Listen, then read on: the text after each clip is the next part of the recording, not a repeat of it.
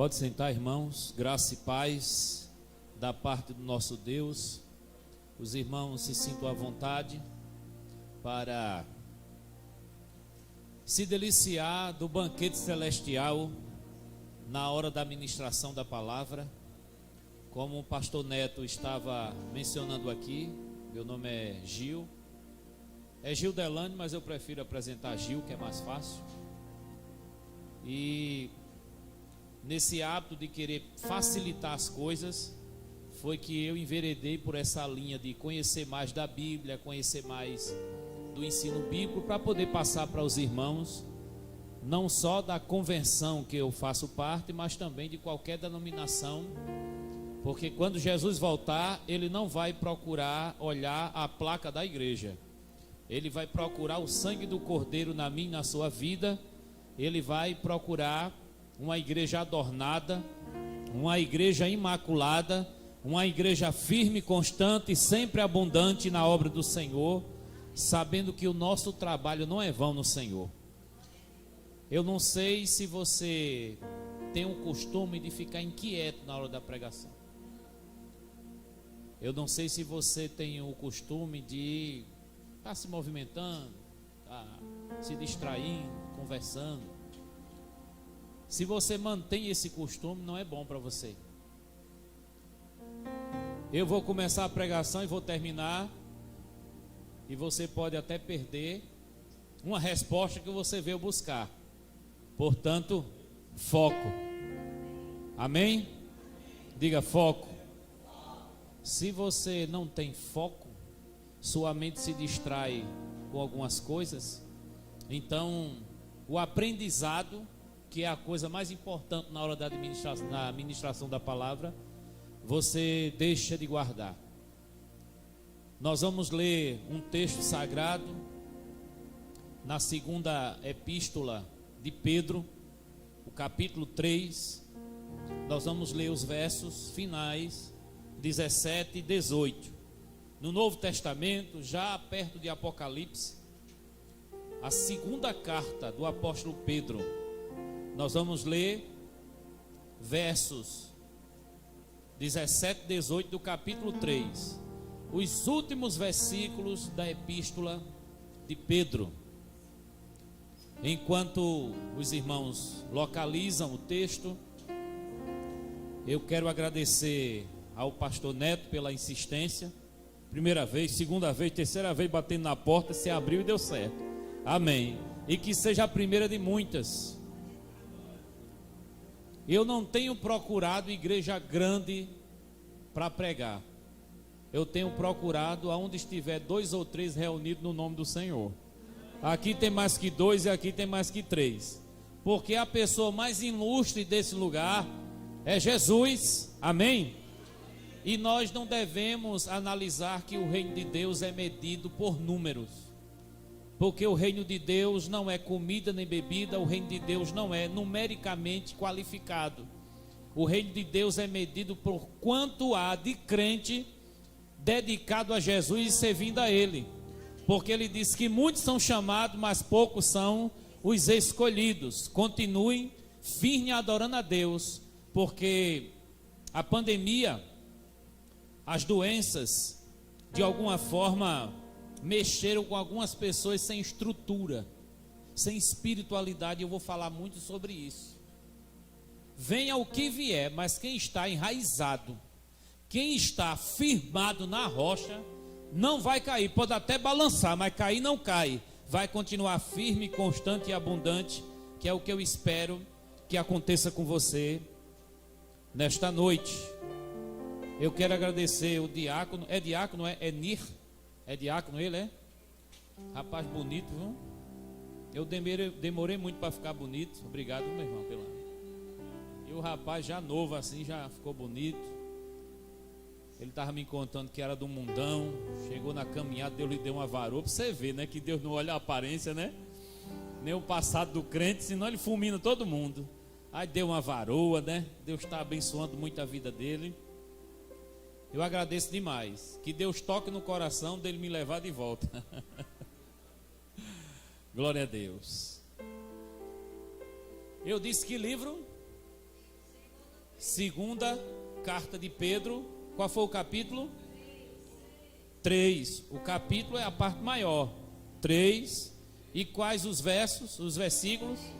17 e 18, que é a parte menor. Os versículos. Diz assim o texto sagrado: vós, portanto, amados, sabendo isto de antemão, guardai-vos de que, pelo engano dos homens abomináveis, sejais juntamente arrebatados e descaiais da vossa firmeza. Antes, crescei na graça e no conhecimento do nosso Senhor e Salvador Jesus Cristo. A Ele seja dada a glória, assim agora como no dia da eternidade. Amém. Os irmãos conhecem o apóstolo Pedrinho, né? Irmão Pedro, né? Ele fazia parte dos 3 apóstolos mais íntimos de Jesus. Jesus, ele começou chamando de 1 em 1, de 2 em 2. Rapidinho se formaram 12 apóstolos, que é diferente de discípulo. Discípulo era todo mundo que seguia, todo mundo que aprendia era aluno, e discípulo quer dizer um seguidor ou um aluno. Mas apóstolo, eram poucos que eram chamados de apóstolos. Apóstolo é aquele que é enviado. Jesus autorizava esses apóstolos a falar no nome dele, mas não é qualquer um que pode falar no nome de Jesus, e ele deixou isso bem claro. Dos 12 que ele enviou como apóstolo, apóstolo quer dizer enviado, 3, Pedro, Tiago e João, participaram de coisas extraordinárias na caminhada da fé com Jesus. Pedro, Tiago e João. Pedro, ele se tornou líder em Jerusalém, que era a sede mundial do Evangelho.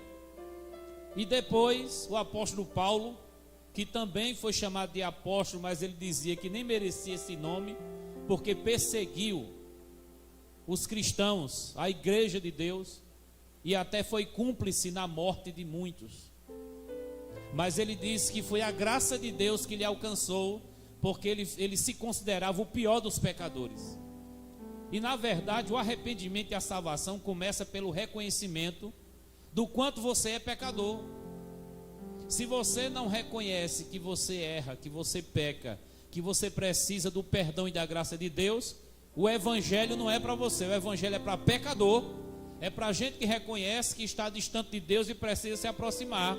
O evangelho é a janela, é a porta que abre-se para aqueles que querem o encontro com Deus. E Pedro, que era o líder em Jerusalém, ele morreu no ano 66, 67, crucificado. Diz a tradição que foi de cabeça para baixo, e quando foram colocar ele numa cruz, ele disse: eu não sou digno de morrer igual o meu mestre morreu, me coloquem de cabeça para baixo.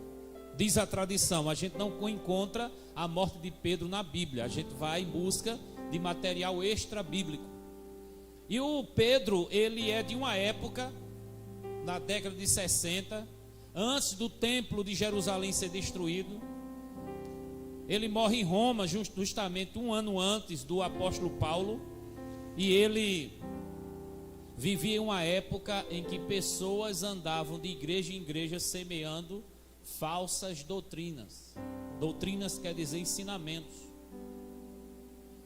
Falavam de Jesus, mas distorcido. Usavam a Bíblia, mas distorcido. Estavam na igreja, mas não eram igreja. Tinha nome de pastor, mas não merecia nem o nome de pastel. E é interessante que o capítulo 2 de Pedro é todo falando sobre falsos profetas e falsos mestres. Se você for ler o capítulo 2, ele está condenando todo o ensino distorcido e tudo aquilo que, usando a Bíblia, usando a fé, usando Deus, distorce a verdade sobre Deus. Imagine pessoas usando a Bíblia, usando a fé, usando Deus para desviar as pessoas de Deus. Então o apóstolo, ele fala com muita revolta no capítulo 2 que esses homens são dignos de condenação e irão para o inferno. e aqueles que seguem esses homens também irão. Como um trem, tem o vagão e tem o maquinista.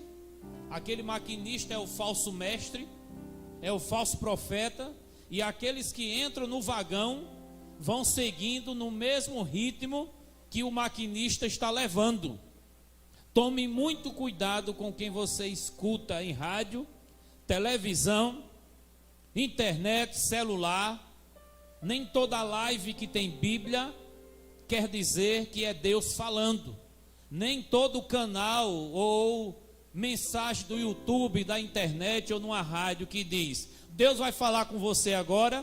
Tome cuidado, porque o apóstolo Pedro, ele está denunciando que muitos usam a Bíblia de forma distorcida e levam as pessoas a acreditar em mentiras como se fosse verdade. No versículo 16 ele diz assim: eles distorcem as escrituras para a sua própria condenação. No versículo 16 termina falando disso. E o versículo 17, eu estou contextualizando vocês para entender o que é que o apóstolo Pedro está querendo dizer com crescer. E o versículo 17, ele está preocupado que os irmãos não caiam da fé, não abandonem a fé.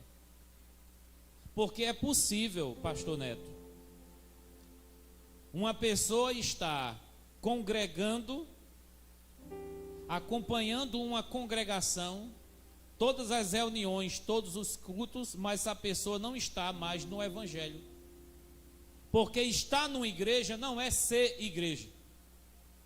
Porque ir para uma reunião numa igreja não significa que você está firmado no evangelho. Porque há uma necessidade de você entender o que é o evangelho de verdade, ser crente de verdade, identificar uma igreja de verdade, que nem tudo que tem nome de igreja é igreja. Nós estamos vivendo nos tempos finais. Jesus lá em Mateus 24, ele alertou sobre isso. Surgirão muitos falsos profetas e enganarão a muitos. Imagine eu lá em Santa Rita, cara bonito desse. Tá filmando, tá? Como é que tá aí na filmagem? Tá em ordem? Glória a Deus. A igreja encher só pela aparência do profeta. Entendeu? Ia dizer, esse daí deve ter a unção de Sansão. Olha o cabelo dele. Só para quem tem fé, irmão, que vai ver o meu cabelo, né? E aí, palavras bonitas, uma voz bem entonada, músicas bem aplicadas, um local muito aconchegante, uma recepção bem calorosa. E de repente eu percebi o que o povo quer ouvir, e eu falar o que o povo quer ouvir, e o pessoal dali é bom, porque o que ele fala ali eu gosto. Dá uma coisa boa em mim, e o que eu sinto eu gosto. E vai pelo sentimento, pelo sentimento, pelo sentimento. Mas o fruto intelectual, o culto racional não vai funcionar. Então há uma necessidade de conhecer a verdade, porque Jesus disse: conhecereis a verdade, e a verdade vos libertará. Quem não conhece a verdade não é liberto ainda. E a gente às vezes atribui a ideia de libertação com deixar de fumar e deixar de beber. Estou liberto. Não deixa de ser uma libertação. Mas é possível deixar de beber, deixar de fumar e ainda ir para o inferno, por acreditar em mentiras. Porque qual é o poder da verdade? Desmascarar a mentira. E por que uma pessoa precisa de libertação? Porque ainda está na mentira. Há uma necessidade de eu trabalhar o que eu acredito, o que eu penso, os meus valores, e eu medir pela peneira da Escritura. E se o que a Bíblia estiver dizendo, o que eu estou pensando, não bater, a Bíblia vale mais e ela vai ser aberta no dia do juízo, e é por ela que nós vamos ser julgados. Sabendo isto, irmãos, o apóstolo Pedro diz no versículo 17: meus amados, sabendo isso, guardai-vos de que pelo engano de homens abomináveis sejais juntamente arrebatados e descaiais da vossa firmeza. A preocupação de todo pastor é a mesma preocupação do pastor de vocês aqui, é que vocês não escutem qualquer um e não sigam e acreditem em qualquer coisa. Se tem alguma coisa por aí que você escutou que não é o que o pastor de vocês estão ensinando aqui, procure ele: pastor, eu vi isso, eu estou escutando isso. Olha, tem alguém da minha família que vai para uma igreja ali que lá ensina isso, ensina aqui, isso é verdade? Se Deus colocou o neto aqui para pastorear vocês, confie nele. Confie que Deus colocou na mão dele uma ferramenta para instruir. A função de um pastor é cuidar, é ajudar, mas também é instruir para que a ovelha siga o sumo pastor, que é Jesus de Nazaré. Irmãos, ele está dizendo: tome cuidado, em outras palavras, para não cair no engano de alguns homens que eles chamam aqui de abomináveis. Quando a gente usa essa palavra, aquele rapaz é um abominável. Deve ser uma coisa muito ruim que ele faz, né? Para abominar, para ser uma coisa nojenta, parece um assassinato, parece um estupro, parece uma coisa muito hedionda. Mas na linguagem de Pedro, se você abre a Bíblia e ensina de forma distorcida, está qualificando este homem como abominável, porque está tirando a oportunidade de uma pessoa ser liberto, levando ela cada dia mais à algema do engano e da mentira. Tome cuidado, irmão, para você não cair na mentira. Tome cuidado, irmão, para vocês juntos não serem arrebatados da vossa fé. Tomem cuidado para que você não caia da vossa firmeza. E a vida cristã não é essa? Uma caminhada para o céu. E a vida cristã não é essa? Uma peregrinação nesta terra como num deserto, e nós encontrarmos a entrada da terra prometida depois de muita tribulação, mas também muitos sinais e maravilhas que aconteceram com aquele povo, simbolizando a caminhada do crente espiritualmente falando. Sofreram muito no deserto, mas Deus dava o escape, e aquilo que era necessário para a sobrevivência, Deus mandava até vir do céu, caindo para toda aquela congregação reunida. Mas ele está dizendo: é possível todos juntos caírem. E é interessante que os apóstolos dizem que eles pereceram no deserto. E aquela turminha que saiu do Egito, preste atenção, 600 mil homens com 30 anos, 600 mil pessoas, mas homens com 30 anos. Não contaram as mulheres, não contaram os filhos. E naquele tempo, Jesus me ajude, não era só um filho não. Quanto mais melhor. Enquanto a mulher tivesse condições de ter menino, manda mais Jeová. Era de 5, de 10, de 15, de 20. Quem conhece alguém aqui que na família tem mais de 5 filhos? Você conhece? Eu conheço também. Que na família tem mais de 10 filhos? É sério? Mais de 10?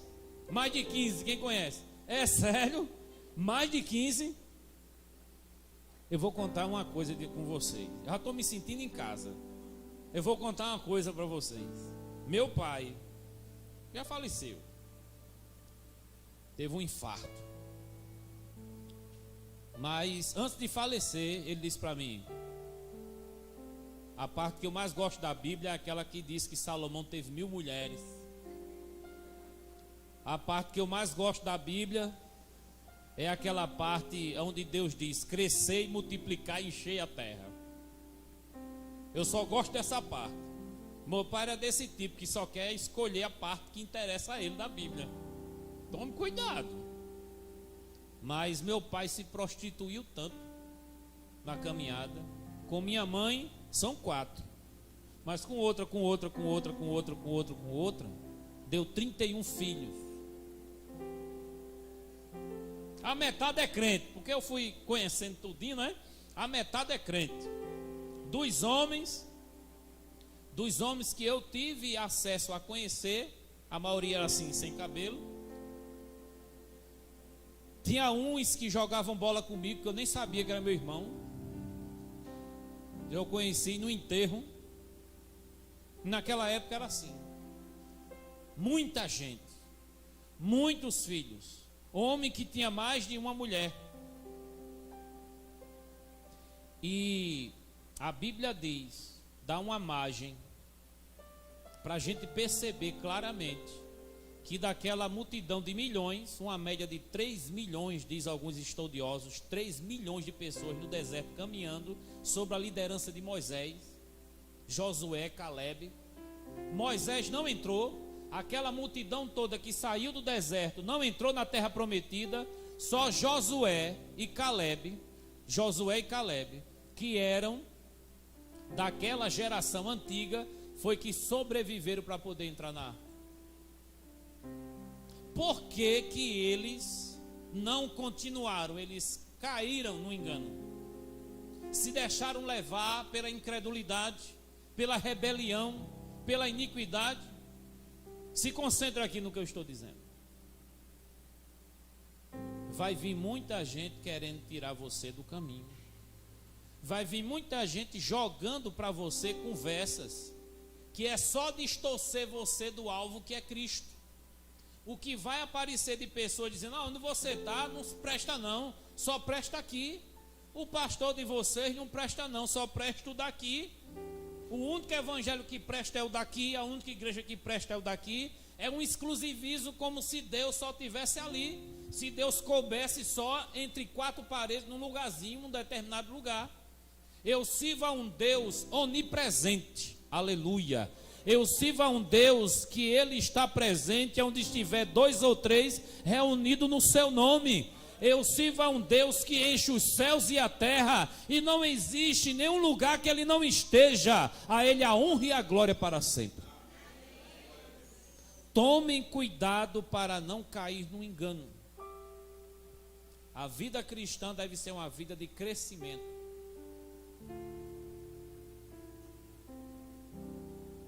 Você tem observado, comparando o ano passado com esse ano, que você cresceu? Você tem observado que antes da pandemia e depois da pandemia, se você cresceu ou você regrediu? Como é que está a sua fé? Como é que está seu amor? Como é que está o seu conhecimento sobre Cristo, sobre a palavra? Como anda a tua vida com Deus? Se você tem percebido que a tua firmeza foi abalada, essa palavra é para você. Tome cuidado com o engano de homens abomináveis, que querem arrebatar a verdade de dentro de você, para que você caia da vossa firmeza. Quem conhece alguém aqui que no período da pandemia se afastou do evangelho, se desviou? Quem conhece? Eu conheço centenas, milhares de pessoas. E colocaram a culpa no pastor. E colocaram a culpa em alguns irmãos da igreja. Teve um que disse assim: nunca mais eu vou naquela igreja, porque eu liguei para um diácono lá e o diácono não me atendeu. Eu odeio aquela igreja. Incrível como esse irmão está bem na fé. Odiar a igreja toda porque um irmão não atendeu uma ligação dele. Ô povo falso, ele disse mais assim. Na verdade, quem abandona a fé fica procurando um culpado, achando que Deus não vai pedir conta. Aí fica jogando na conta do outro, jogando na conta do outro. Quem ama Jesus, aconteça o que acontecer, não larga Ele, porque Ele é o único caminho para o céu. E se o céu é importante para mim, não tem cara feia, não tem ligação, não tem isso, nem disse, me disse. Eu quero Jesus, isso é o que importa. Tome cuidado, se guarde, tome cuidado com as mentiras. O versículo 18, depois de alertar sobre o perigo, depois de mostrar o quanto é perigoso você viver ouvindo de todo mundo, em todo lugar. Mas tem crente assim, pastor, só porque tem o nome de igreja entra. Tem gente assim. Ah, quando não tem reunião na minha igreja, não tem culto, eu vou para outra. Eu vou para outra, eu vou para outra. Não existe uma igreja melhor do que outra. Não existe um pastor melhor do que outro. Não existe uma Bíblia melhor do que outra. Mas o Evangelho, ele deve ser extraído das Escrituras e não colocado pensamento distorcido lá. Como tem gente por aí que é homem, quer casar com homem, aí joga coisa na Bíblia para a Bíblia dizer que pode. Tem mulher que quer casar com mulher, aí joga coisa na Bíblia para dizer que pode. O importante é o amor. Vem, tchutchu. Homem beijando homem. Eu lembro, eu pequenininho, ainda menor do que esse irmãozinho aqui. Meu pai dizia: tome cuidado, viu? Homem com homem dá lobisomem, e mulher com mulher dá jacaré. Olha, irmão, nas novelas, nos filmes, no shopping, na praça, nas escolas, em tudo que é lugar, tem muita gente virando lobisomem, tem muita mulher virando jacaré. Assim, ilustrando, né? Mas essas pessoas precisam de Deus como nós precisamos. Essas pessoas precisam de amor como nós precisamos. Só que existe algo distorcido aí, diante do padrão que foi estabelecido pela palavra. Como a palavra é o padrão, já foi criada uma Bíblia para poder favorecer o gosto do freguês. É a Bíblia o gosto do freguês. Só que o nome não é essa, o nome é a Bíblia sem preconceito. Aí a parte onde condena tem um jeitinho para favorecer, atualizando a Bíblia ao gosto dessa geração mais perversa. Daqui a pouco, se prostituir não é errado mais, roubar não é errado mais, mentir não é errado mais, desonrar pai e a mãe não é errado mais. Todos os mandamentos vão ser desvalorizados, distorcidos. E o que é agora a verdade? Cada um com a sua, e seja o que Deus quiser. Tome cuidado com isso, para poder isso não acontecer, para poder você não cair da sua firmeza, para poder você não ser arrebatado pelo engano de homens abomináveis. A solução está no versículo 18. Antes que você caia, antes que você seja enganado, antes que você abandone tudo aquilo que Deus planejou para você, antes que você dê as costas para Cristo, o Evangelho, antes, o 18 diz: crescei na graça e no conhecimento do nosso Senhor e Salvador Jesus Cristo. A Ele seja dada a glória, assim agora como no dia da eternidade. Crescer. Esse menino aí de quem é? Ele já nasceu desse tamanho? Não.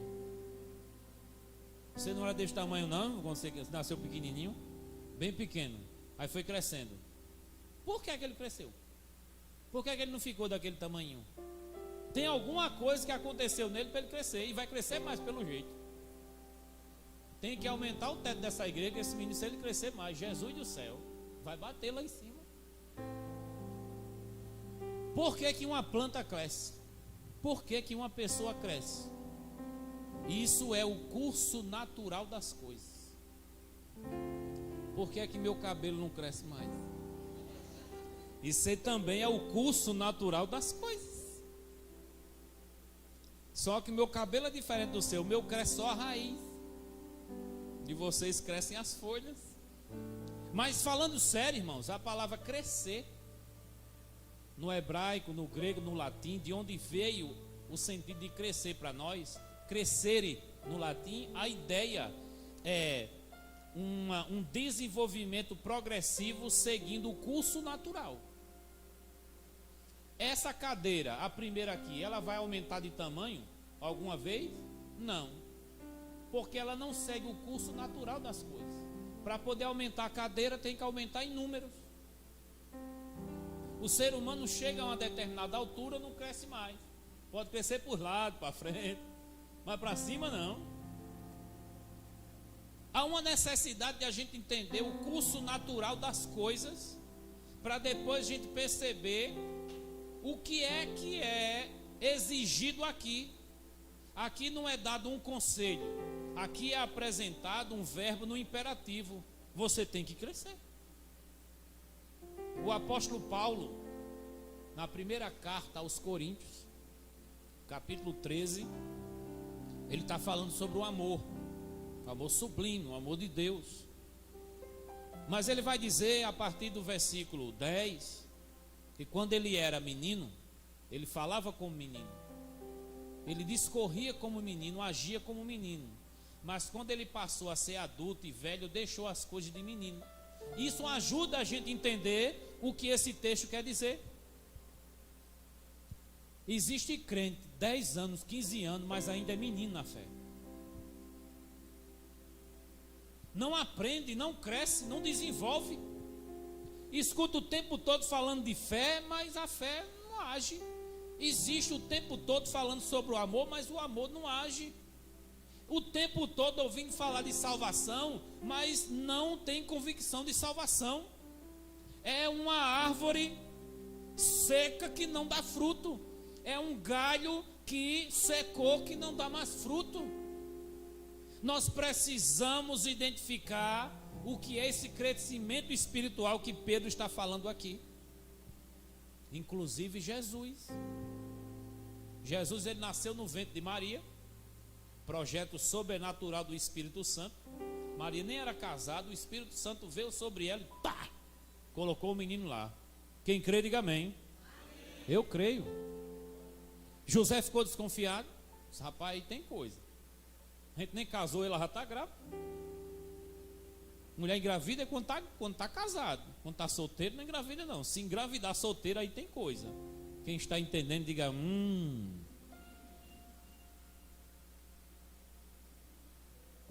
Eu que nasci e me criei lá em Bahia, eu sei o que é isso. O povo fala nisso direto lá. José queria deixar secretamente Maria, porque era o noivo dela. Deixa eu ver, minha noiva está grávida, a gente nem casou ainda, estou fora. Mas um anjo apareceu para ele e disse: José, não tema em tomar Maria, tua mulher, porque o que nela foi gerado, glória a Deus, foi fruto do Espírito Santo. E o ente que nela está vai ser chamado Filho de Deus e vai ser o Salvador do mundo. Ah, essa mulher eu quero. Eu não vou abandonar essa mulher não. Nasceu o menino.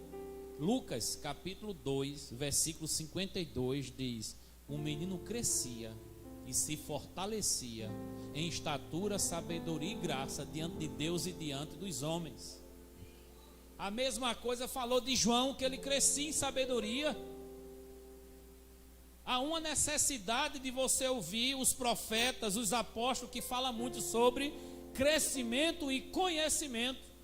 Oséias falou sobre isso, o profeta, denunciando o povo de Israel todo, dizendo: o meu povo está perecendo porque lhe falta o conhecimento.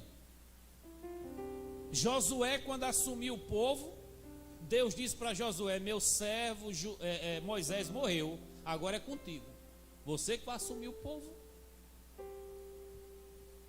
Não tem a lei, a palavra, medite nela de dia e de noite. Fazendo isso, prosperarás em teus caminhos. E tudo quanto você fizer, prosperará. Da mesma forma, o salmista, capítulo 1 lá dos Salmos, o primeiro salmo. A gente chama capítulo, mas cada salmo é um texto diferente. O salmo de número 1 vai dizer: bem-aventurado aquele que não anda segundo o conselho dos ímpios, não se detém no caminho dos pecadores, não se assenta na roda dos escarnecedores, antes o seu prazer está na lei do Senhor, e nela medita de dia e de noite. Este que faz isso será como uma árvore plantada junto a ribeiros de águas, cujas folhas não caem, o fruto é dado na estação apropriada, e tudo quanto fizer prosperará. Bendito seja o nome do Senhor. Nós conhecemos já o segredo. O segredo do crescimento tem a ver com o conhecimento que você tem de Deus e da sua palavra.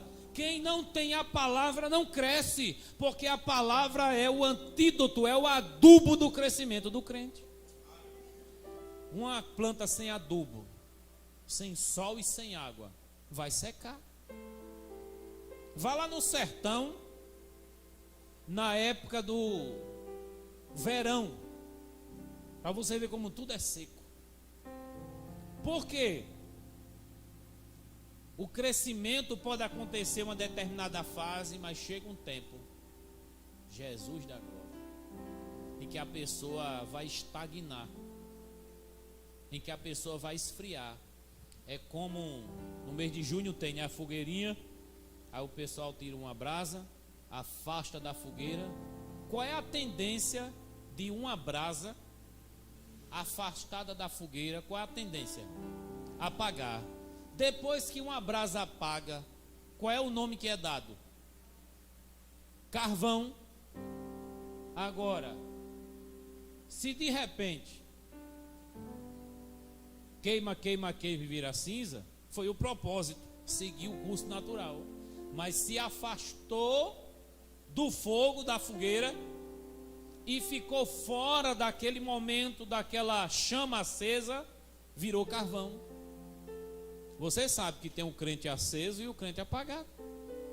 Você sabe que tem um crente que está sempre reunido na fogueira, e tem aquele que fica de longe só dizendo: eu não apago, eu não apago, eu não apago, eu não apago, eu não apago. E apaga. Porque você não tem um fogo próprio. O fogo vem de Deus e emana no meio das brasas reunidas. Igreja só faz sentido eu e você junto. Eu sozinho eu não sou igreja. Igreja é família reunida, é grupo reunido, é assembleia dos santos. Igreja é corpo, é gente reunido. Igreja não são as quatro paredes e uma placa. Igreja é a reunião do povo de Deus. Você sozinho, você não é igreja. Por isso que Jesus disse: onde tiver 2 ou 3, está percebendo? Vão de 2 em 2, está percebendo? Quando você se reunir num só lugar, coma do pão, beba do cálice, mas faça isso em nome do Senhor. Observe que o que a Bíblia apresenta é tudo muito claro para a gente fazer o simples, o básico, o puro, para que a gente não se perca e seja arrebatado da nossa firmeza por causa de homens enganadores e abomináveis, os quais já a negrura das trevas está reservado, as profundezas do inferno já espera por eles, porque eles não abrem mão do engano para poder a verdade chegar e libertar. Eles defendem a mentira com o próprio sangue. Diga comigo: eu tenho que crescer. Aí aqui vem dizendo: na graça e no conhecimento do nosso Senhor Jesus Cristo. A graça de Cristo e o conhecimento de Cristo. A graça de Cristo e o conhecimento de Cristo. Há uma necessidade de a gente notar que a vida do cristão não é um mérito. A vida do cristão não é compensatória. Se você fizer isso, Deus vai fazer isso. Se você fizer assim, Deus vai fazer assim. Não é compensatória. Embora no Antigo Testamento parece que Deus quer fazer isso. Se o meu povo, que se chama pelo meu nome, se humilhar, orar, buscar e se converter dos maus caminhos, então eu ouvirei do céu, perdoarei os seus pecados e sararei a sua terra. Aquele que invocar o nome do Senhor será salvo. Parece que Deus está só como o gênio da lâmpada mágica. É só esfregar a lâmpada e o gênio vai aparecer e dizer: meu amo, o que é que você deseja? Parece isso no Antigo Testamento, mas quando chega no Novo Testamento, os apóstolos tentam corrigir um monte de coisas que vinham distorcido desde o tempo do Antigo Testamento. É tanto que consideraram Jesus pecador porque Jesus trabalhava no sábado. E eles entendiam que um dos pecados mais graves dos 10 mandamentos era você trabalhar no sábado e não guardar o sábado. Jesus comia com as pessoas, eles chamavam Jesus de comilão. Jesus jejuava alguns dias, dizia que Jesus tinha demônio. Havia uma loucura na cabeça daquele povo, até que os apóstolos começaram a corrigir o pensamento deles. E a palavra graça chega para resolver um monte de coisa. Olha, tinha um problema sério no meu casamento e foi resolvido, graças a mim. Não, foi a graça. Olha, eu estava desempregado e Deus moveu as águas e hoje eu estou empregado, graças a mim. Não, Foi a graça. Olha, eu estava com enfermidade terrível. Pense numa coisa que os médicos estavam meneando a cabeça dizendo, aí só um milagre. E o milagre aconteceu, graças à minha fé. Não, foi a graça que veio com um kit de fé, de esperança, de oração e fez todo o milagre acontecer. Tudo isso que vem acontecendo na sua vida, que é maravilhoso, que é tremendo, é fruto do amor, da bondade e da graça divina. Graça significa um favor que nós não merecemos. É a graça. Passou a pandemia e eu estou vivo. É a graça. Muita gente se desviou e eu estou vivo. É a graça. É interessante, irmãos. Olha, eu estou com enfermidade que só Jesus, mas a graça te sustenta, a graça te fortalece, a graça te levanta, a graça te faz crescer. E quanto mais você conhece dessa graça, mais você cresce. Então vamos buscar conhecer mais desta graça. É a graça que vai gerar o arrependimento, é a graça que vai gerar a fé, é a graça que vai fortalecer a confiança, a esperança, o amor. É a graça que vai lá atrás do carvão, atrai ele de volta para o braseiro e acende ele de volta. É a graça. Eu lembro da história do filho pródigo. Irmão, ele tinha tudo na casa do pai, ele e o irmão. Está na Bíblia. Aquele jovem, se eu quero conhecer os prazeres do mundo, pediu uma parte da herança para o pai e foi gastar, desperdiçar, aventureiro no mundo. Você que já foi do mundão sabe, né? Como é a situação lá do mundo afora. Quando ele não tinha mais nada, começou a trabalhar com porcos. Ele ganhava tão pouco, que tinha dias que ele estava com fome e a comida que o porco estava comendo, ele desejava comer. Que situação difícil. E ele começou a pensar, lá na casa do meu pai, é assim de comida, e eu tinha tudo do bom e do melhor, e resolvi abandonar o melhor pelo pior, por causa da minha incredulidade, da minha desobediência, da minha rebelião, da minha busca por aventura, achando que a vida é feita de aventura. Toda escolha tem consequência, toda porta tem um caminho, todo caminho tem uma consequência. Mas a Bíblia diz que só há um caminho para o céu. Jesus disse, eu sou o caminho, a verdade e a vida, e ninguém vem ao Pai senão por mim. Ele disse, há a porta estreita e a porta larga, há o caminho estreito e há o caminho largo. E o que mais tem é gente para incentivar você a ir para a porta larga, para o caminho largo, que é o caminho da perdição. Mas o apóstolo, ele disse, cresça, irmão, cresça. Cresça na graça, cresça no conhecimento do nosso Senhor Jesus Cristo. Tem gente que sabe tudo de videogame, sabe tudo de futebol, está atualizado nas marcas de celular, está atualizado nos times de futebol, nas novelas. Sabe o povo fica tudo dentro de uma casa fechada, os reality show, tem gente que acompanha tudo ali, não sei quem vai ganhar. Eu conheço tudinho ali, já sei como é o final, sabe de tudo do mundo, da TV e do noticiário, mas não está atualizado das escrituras. E quando pergunta pelo nome de Sofonias na Bíblia é um profeta. Aí quando manda abrir Sofonias, ele entende sanfonias. Eu não sabia que tinha sanfoneiro na Bíblia.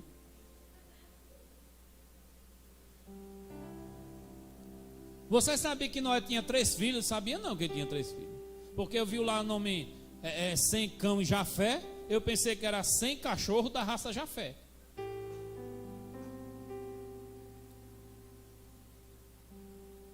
Analfabeto de Bíblia, ignorante da verdade. Qualquer um enganador vai chegar e vai arrebatar. Vigie, irmão. É o conhecimento da palavra que protege. Quer um exemplo? Jesus no deserto. Lembra que Jesus jejuou no deserto? Lembra aí quantos dias? Muitos. 40 dias. Meu Jesus do céu. 40 dias. Quem aguenta 40 dias, diga amém. Eu também não vou dizer não. 40, irmão. Eu acordo de manhãzinha. Se der 11 horas, se eu não tiver tomado café da manhã, já dá um negócio estranho. Jesus me segure. O caso é sério. O organismo se acostuma, mas a gente tem que perceber que o nosso corpo naturalmente precisa ser alimentado. A nossa alma também, o nosso espírito também. Jesus, quando estava no deserto, chegou o tentador. Como é o nome do tentador? Satanás, diabo, não é? Belial, capeta, o que você quiser, está na Bíblia chamando os nomes dele. Tem nome com força. Esses nomes ajudam a gente a entender a natureza do inimigo. Cada nome diz uma coisa sobre ele. Olhe, entenda bem. O tentador chegou dizendo: transforma essa pedra em pão. Aí Jesus disse: está escrito. Depois que Jesus disse está escrito, ele foi conduzido para um alto monte. Se joga, porque está escrito que Deus dará ordem aos teus anjos para te guardar.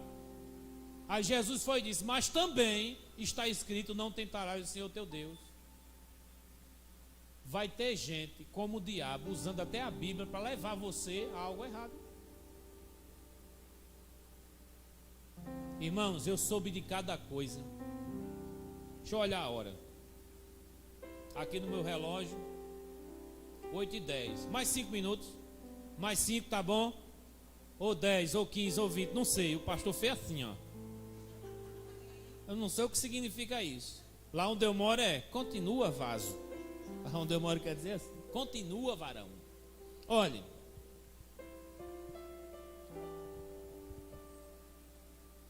é interessante observar que o diabo, ele pode usar pessoas para lhe dar conselhos, como ele fez com Eva, lá no jardim do Éden. Eva, foi assim que Deus disse. Eva disse: foi, mas também disse assim, assim, assim, assim, que eu lembro que Deus falou: certamente morrerás se você comer da árvore do conhecimento do bem e do mal. Aí Satanás disse: vai morrer não, você vai ficar igual a Deus, conhecendo o bem e o mal. O que foi que o diabo fez com o que Deus disse? Distorceu. João 8,44 diz que ele é o pai da mentira, porque desde o princípio ele mente.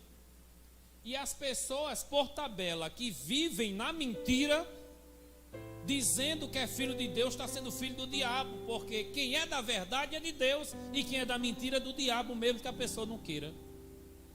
A pessoa está escolhendo um lado. Um pastor lá em Minas Gerais, ele era pedreiro. Sabe o que é pedreiro? Mestre de obra.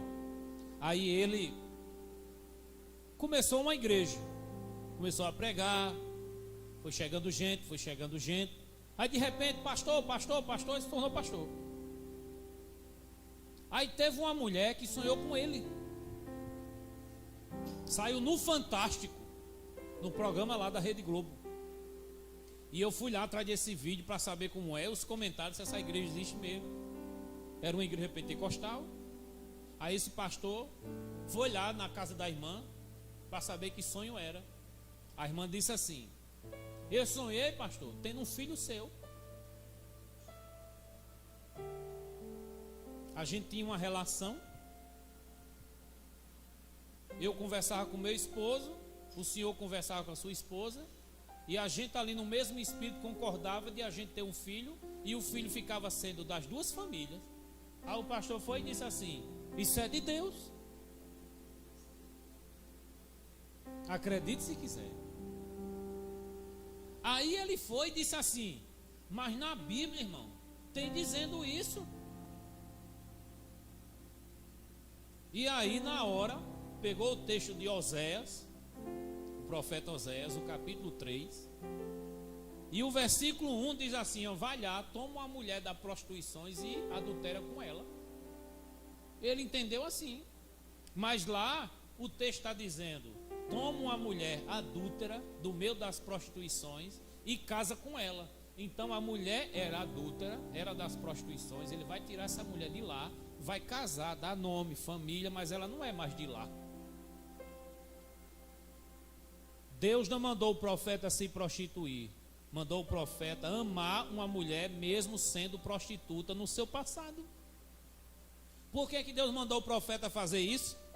Porque o povo de Israel, de acordo com o sentido espiritual de prostituição, que é a adoração de outros deuses, Deus disse: eu tomei a nação de Israel como minha esposa, mas a nação de Israel me traiu e foi atrás de outros deuses como uma prostituta. Do jeito que aconteceu com Oséias, de ir atrás de uma prostituta, tirar do meio das prostituições da escravidão e dar um nome, um lugar, e abençoar e prosperar, eu fiz com vocês, mas vocês deram as costas a mim. Deus dizendo isso para o povo de Israel através do profeta. Como ele não entendia isso, ou não queria entender, ele queria aproveitar a oportunidade para se prostituir e usou a Bíblia para cobrir o pecado que ele queria fazer. Satanás também fez isso no Éden. Queria fazer com Jesus no deserto, mas Jesus disse: vai, Satanás, porque está escrito: adorarás o Senhor teu Deus, somente a Ele servirás. Está lá em Mateus capítulo 4. Crente ignorante da palavra cai em qualquer conversa. Crente que não conhece a palavra de Deus segue qualquer um, diz amém a qualquer coisa, diz glória a Deus e aleluia a qualquer conversa. Há uma necessidade de você crescer, desenvolver, para se guardar do engano dos homens abomináveis. Quem são os homens abomináveis? De acordo com Pedro, quem distorce a verdade de Deus.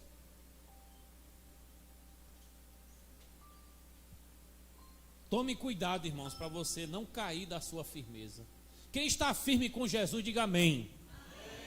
Quem quer continuar firme com Jesus, diga amém. Mas só que não é só assim: eu estou na fé que eu não vou cair. Não é só assim. Já imaginou você dizer assim: olha, eu estou na fé de que eu não vou morrer nem adoecer e ficar sem comer? Quem fica sem comer não enfraquece? Vai enfraquecendo e adoece. E vai adoecendo e morrendo. Na fé é muito parecido. Eu não quero ir para a igreja mais não, eu não quero orar mais não, eu não quero Bíblia mais não, eu não quero nada disso. Vai ser só eu e Jesus, não precisa estar enfurnado dentro de igreja para ser crente. Já ouviu isso? Eu vou perguntar, pastor, vou perguntar. Vou perguntar, estou me preparando, não tem nada aqui de espiritual não, é só me preparando para perguntar. Quem aqui já falou isso? Que não deveria estar enfurnado na igreja para poder ser crente? Quem já falou? Eu também. Porque de alguma forma, para ser crente, você não precisa estar em lugar nenhum. Isso é uma verdade. Mas tome cuidado como você vai aplicar isso. Porque isso pode ser uma arma forjada contra você e sua fé para lhe derrubar. Irmão, a igreja reunida tem muita coisa boa para edificar nossa fé. Tem o depoimento dos irmãos, tem a ministração, louvor, pregação, sabe? Tem aquele momento do abraço, da comunhão. Tem a hora de nós orarmos, porque em casa não é a pandemia ajudou a gente a entender que em casa é complicado você se concentrar em alguma coisa. Dê graças a Deus que você tem um pastor, uma igreja para congregar. O que tem de países hoje que é proibido abrir igreja, até para dizer que é crente, a pessoa é ameaçada pela polícia, é colocado preso. No Vietnã, 7 jovens, 7. Quem é jovem aí? Levanta a mão. Jovem, glória a Deus. Jovem com cabelo, jovem sem cabelo, com cabelo branco, cabelo... Pronto, jovem. Eles estavam reunidos, escondidos, porque lá é proibido ler a Bíblia. No Vietnã. Os policiais pegaram, rasgaram as Bíblias daquele jovem, bateram naquele jovem.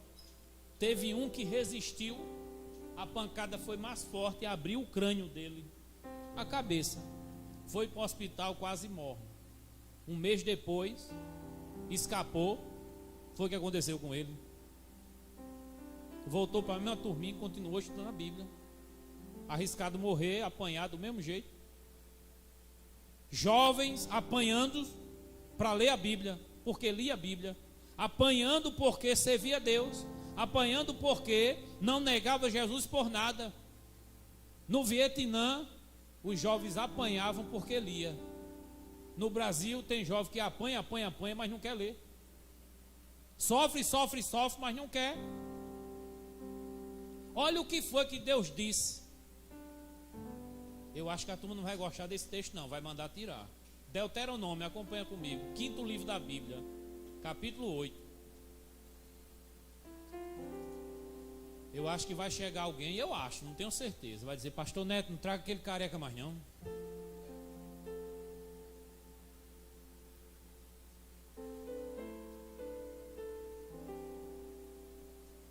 Teve uma igreja no sertão, irmão, que ela era bem fervorosa. Do início ao final, o povo, aleluia, oh glória a Deus, fala mais Jesus. Era assim que o pessoal falava. Era um negócio bem encantador. Era glória daqui, glória de lá, um negócio bem. Aí eu fui pregar lá, ninguém falou nada, ninguém disse nada. Aí fui a segunda vez, todo mundo calado. A terceira vez, todo mundo calado. Eu disse: pastor, o povo lá diz o que quando eu vou? Aí diz assim que eles falaram uma coisa parecida com: parece que a gente estava se sentindo hipnotizado, obrigatoriamente a pensar. A mensagem não mexia com a emoção, mexia com a razão. A mensagem não mexia com a parte emocional do sentir, mexia com a parte mental do pensar. E quando você está pensando, você para e fica ali ruminando tudo que está sendo ensinado. E se você está fazendo isso, se você está pensando exatamente como é que está a sua vida, se é um galho seco, se é um carvão apagado, ou se você é o exemplo de uma vida cristã em crescimento. Diga comigo: uma vida cristã em crescimento. Eu deixei para dizer o tema da mensagem no final, para vocês entenderem por que é esse tema. Porque uma vida, se ela é cristã, ela cresce. Mas Deus é tanta dor, tanta tristeza, tanta agonia, tanta coisa faltando. Por que isso comigo? Olha a resposta. Deuteronômio 8, versículo 3.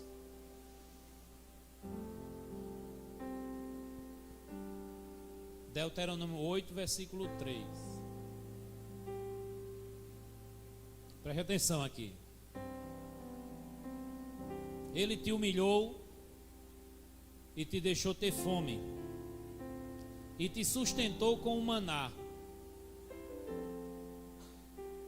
que tu não conheceste, nem teus pais o conheceram, para te dar a entender que o homem não viverá só de pão, mas de toda a palavra que sai da boca de Deus viverá o homem. Mas por que houve tanta prova? Por que houve tanta humilhação? Por que até teve privações de fome? Por que houve perseguições, tribulações? Por quê? Porque tem gente, pastor, que só procura Deus na dor, só busca o Senhor no sofrimento, só executa a fé na hora em que está tudo apertado, tudo sufocando, aí coloca a fé em prática. Eu li um livro, o tema do livro é Ocupado Demais para Deixar de Orar. Eu achei interessante porque muitas vezes a gente costuma dizer: eu sou muito ocupado, por isso que eu não oro. Mas o livro dizia ocupado demais para deixar de orar. Então as nossas ocupações deveriam ser motivos para a gente orar, e não para não orar. E o nome aqui é Casa de Oração. É uma coisa que você não deve negociar, é a oração. É uma coisa que você não deve negociar. É tudo que sai da boca de Deus. A palavra é a boca de Deus falando conosco. Olha aqui para mim. A vitamina do crente para crescer é BO. Não é B11 nem B12. E BO significa o quê?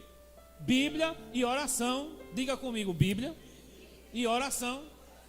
Você vê um camarada murmurando, um camarada praguejando, um camarada sem querer nada com Deus. Aí você diz assim, na hora, está faltando vitamina BO. Está faltando vitamina BO. O texto diz, olha, ele te humilhou, ele te deixou passar privações, mas ele te sustentou com o maná, que tu não conheceste nem teus pais.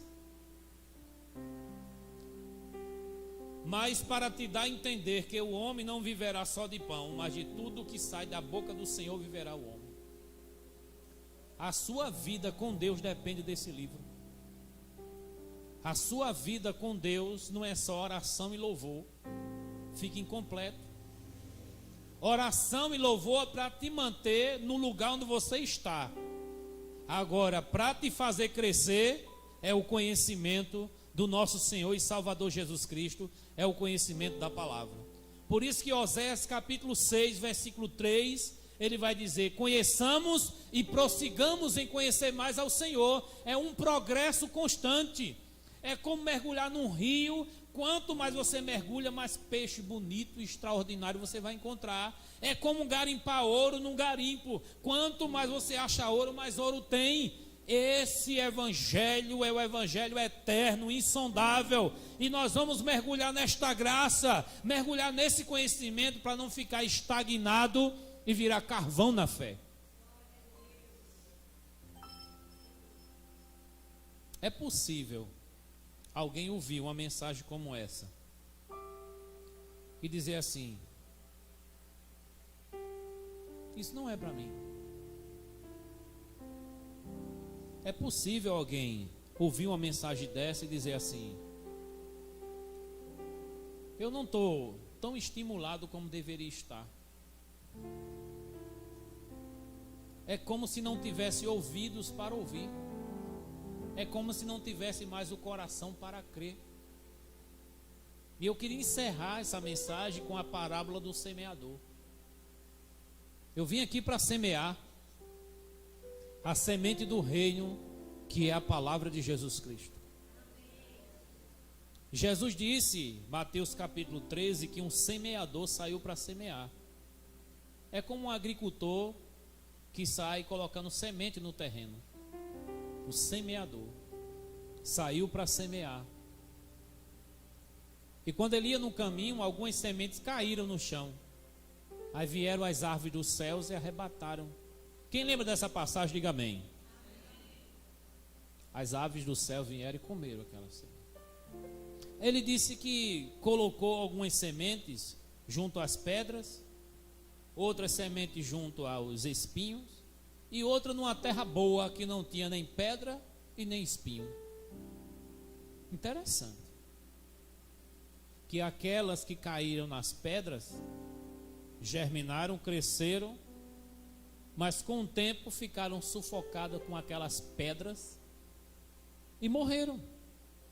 Outras caíram entre os espinhos, e os espinhos, quando eles cresceram, sufocaram. Mas aquela que caiu em terra boa germinou, cresceu e deu fruto, e continuou dando fruto por anos e anos.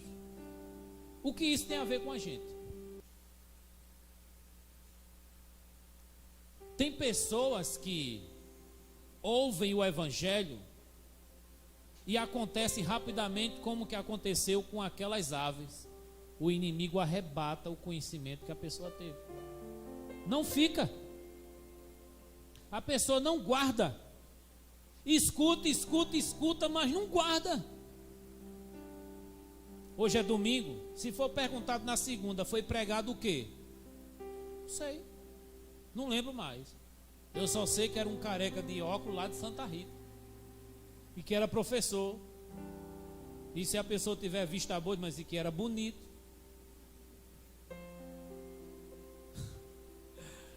E aí, Passaram-se uma semana, você não lembra mais nem o que viu na terça, na quarta, na quinta.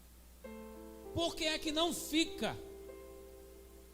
Ou você está como aquelas que caíram no meio do caminho, deixa assim, ao relento para o diabo chegar e arrebatar os pássaros que vêm comer. Ou você está deixando pedras no seu coração sufocar. Ou você está deixando que os espinhos da vida sejam mais valiosos do que a verdade que você aprende. Tome cuidado com pedras e espinhos, mas tome mais cuidado ainda com as aves do céu, que quer arrebatar assim que chega